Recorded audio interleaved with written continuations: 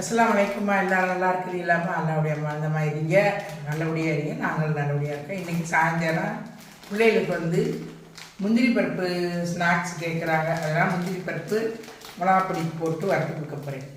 இந்த ஒரு பவுல் முந்திரி பருப்பையும் இந்த நெய்யை ஊற்றி வறுக்க போகிறேன். இதுதான் நெய்யை ஊற்றிக்கிறேன்.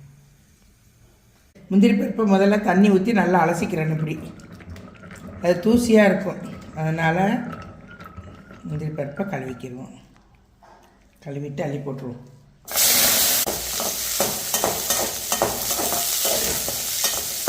பருப்பு நல்லா வறுத்துருச்சுவாங்க.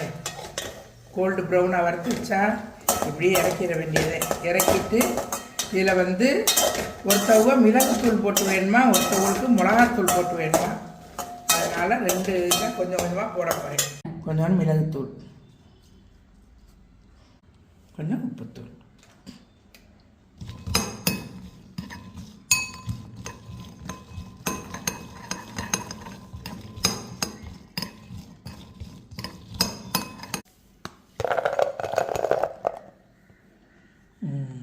இன்னொருத்தருக்கு மிளகாப்பொடி தான் பிடிக்குமா.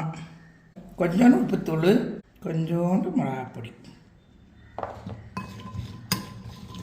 இது ஒருத்தவங்களுக்கு.